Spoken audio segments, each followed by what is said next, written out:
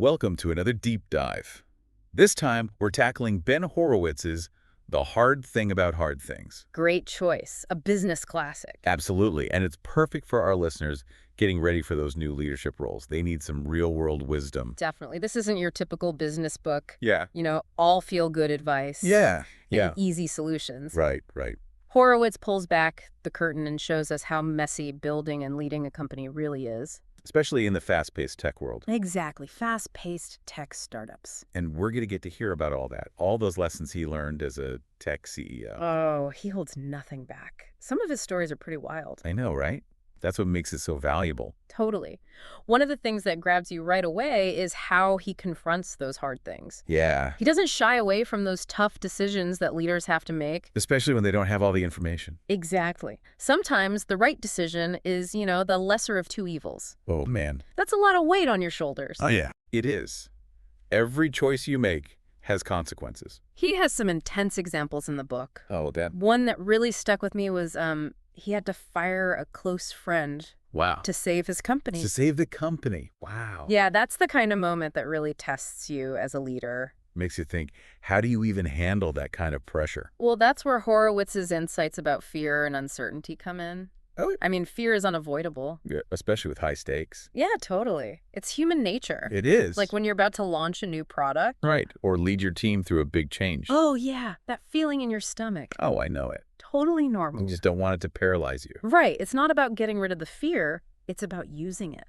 Okay. One of the most powerful things he talks about is honesty with your team. Interesting. So even when you're feeling uncertain, Yeah. you should be open with the team about the risks and challenges. You're not saying project confidence even if you don't feel it. Exactly. Acknowledge the unknowns. Invite everyone to collaborate. Okay. Builds trust. That's how you navigate the tough times. Makes sense. It reminds me of this one project I was leading. Yeah. Things went totally off the rails. Uh-oh. I could have tried to hide the problems, but I decided to be upfront with my team. Yeah. We came up with a new plan together. Nice. It was a turning point. It really built trust. That's a perfect example of how Horowitz's principles work in real life. So we talked about making tough choices and managing fear.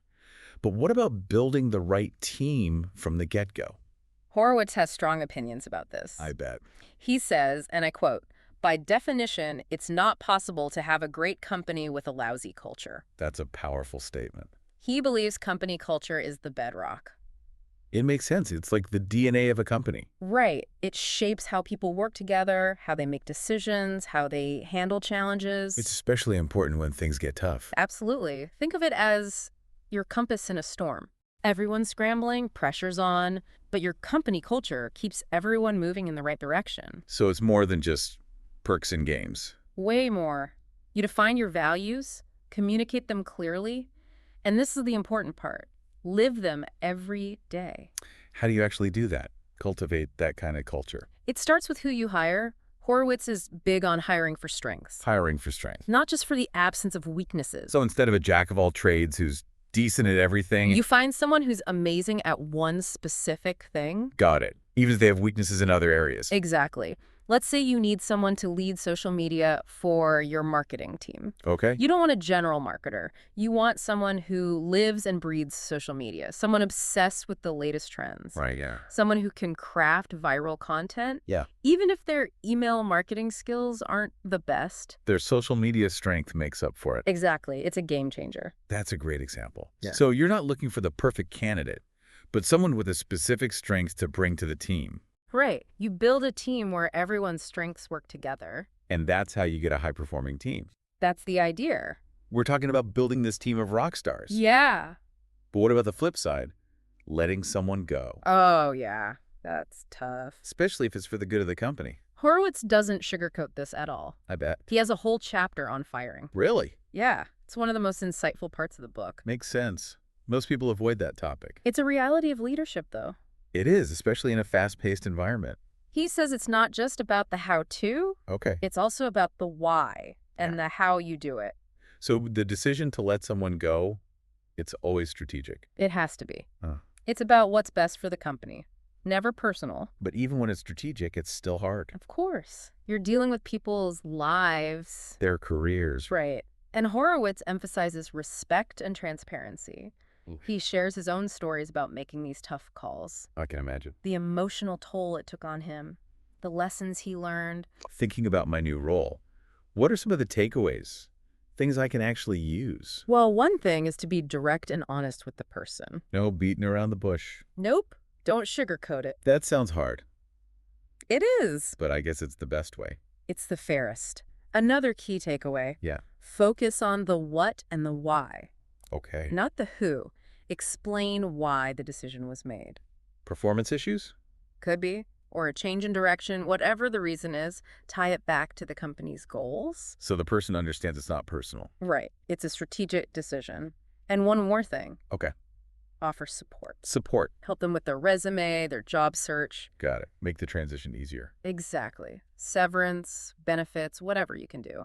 Treat people with dignity, Even when it's tough. even when it's tough. You know, you mentioned your new role. Yeah. And one thing you were nervous about was the board of directors. Oh, yeah.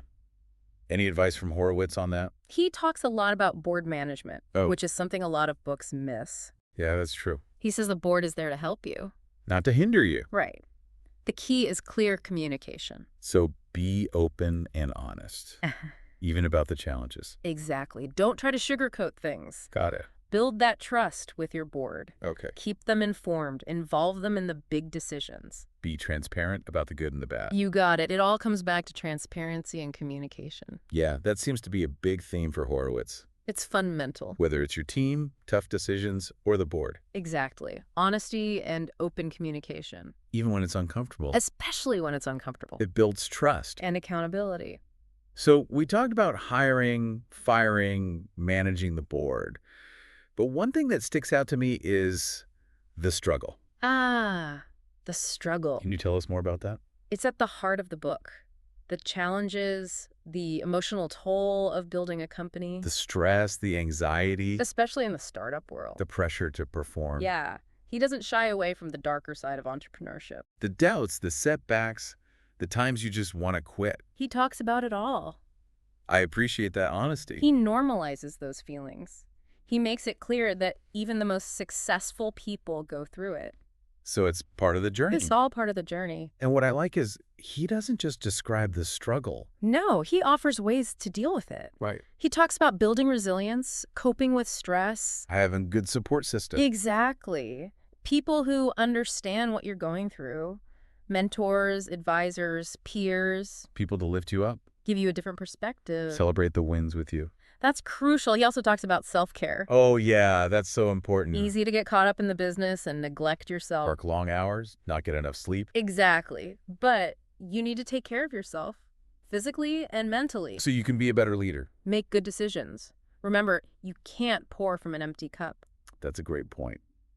And I also liked how he talks about finding joy in the journey. Oh, absolutely. It's not all doom and gloom. There will be challenges. But there will also be triumphs, innovations, fulfillment, Find that balance. and appreciate the ride. It's a marathon, not a sprint. Exactly. And speaking of the marathon, Yeah. he also talks about managing growth. Oh, right. That's a whole other challenge. As a company scales up, it goes through growing pains. Makes sense. You have to adapt your leadership style, Build new systems? find ways to keep everyone connected, even as the team gets bigger. That sounds complex. It is. Yeah. He talks about building a scalable structure. Okay, so as the company grows, You need systems and processes that can handle it. the increased workload. But complexity, it's not just about hiring more people. Right. It's about organizing those people. Making sure communication is clear, roles are defined, and decisions are made effectively, Even with a bigger team. even with a bigger team. And of course, hiring the right people. For the right roles. As the company changes, the skills you need also change. Right. You have to keep evaluating your team, make sure you have the right people in the right spots. That goes back to hiring for strengths. It does. He's a great analogy for how leadership style needs to change as a company grows. Okay, tell me more. He talks about the peacetime CEO versus the wartime CEO. Interesting. What's the difference? Early on, it's like you're a wartime CEO. Survival mode. Exactly. Quick decisions, taking risks, fighting for every customer. Makes sense. It's all about speed and agility. But then what happens when things stabilize? When you start growing more consistently, That's when you shift to peacetime CEO. Okay. It's less reactive, less firefighting, More strategic. more proactive. You're building a solid foundation. So you can handle the growth. Exactly. But how do you make that shift and still keep that entrepreneurial spirit? That's the challenge. And that's where leadership comes in. Strong leadership. You need a clear vision, clear expectations, And you need to inspire your team to embrace the change. and be willing to change your own leadership style. So find that balance. Between the energy of the early days and the structure you need for a larger organization. That sounds tough. It is. It's about evolving as a leader. Along with your company. Exactly. Now, we've talked a lot about the internal challenges. Yeah, But what about external forces? Like competition. that's a big one. Horowitz believes in finding your niche, Okay. building something that truly stands out. So you're not just blending in with everyone else. Exactly. He talks about product market fit. What's that? Finding that sweet spot where your product meets a real need in the market. So it's not just about having a cool idea It's about finding the right market for that idea where people actually need it. and are willing to pay for it. So do your research. Understand your audience. Validate your ideas before you invest too much. Don't build it just because you think it's cool. Right. Build it because people need it. And Yeah. once you have that product market fit, Yeah. you need a strong brand. So people remember you, So you stand out from the competition. especially in a crowded market. Exactly. You need to communicate what makes you different. Why should customers choose you? So tell a good story. Define your values. Highlight your unique selling proposition.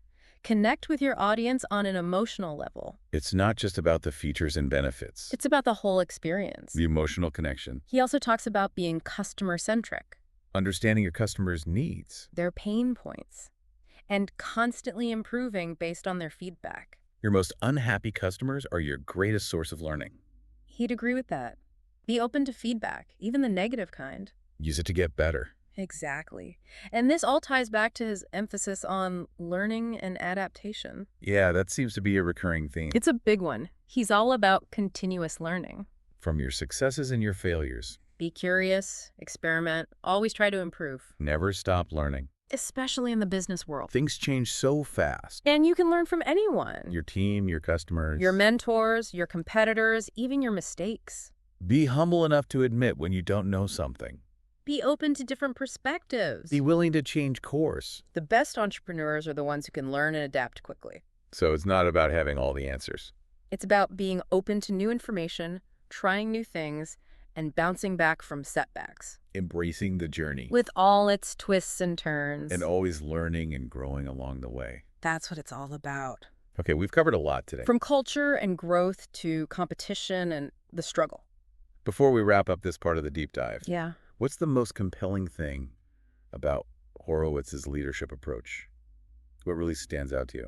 You know, for me, it's his honesty. His authenticity. He doesn't shy away from the hard stuff. He doesn't pretend to have all the answers. And he's open about his own failures. His vulnerabilities. It's refreshing. And incredibly insightful. It's not the polished version of entrepreneurship we usually see. He's telling the real story. Warts and all. And that's what makes his advice so relatable. So powerful. He's not talking down to you. He's speaking from experience. It's like he's saying, hey, I've been there, I've made those mistakes, and I'm still here. So can you. Exactly. That's so empowering. Especially for people just starting out. Who might be feeling lost or overwhelmed. He doesn't sugarcoat the emotional toll either. The stress, the anxiety. But he offers ways to cope, to stay resilient, to recharge. Because it's okay to not be okay all the time. It's okay to ask for help. Build your support network. Take care of yourself. Because you can't pour from an empty cup. Exactly. And he also reminds us to find the joy. Even in the midst of all the challenges. Entrepreneurship is hard.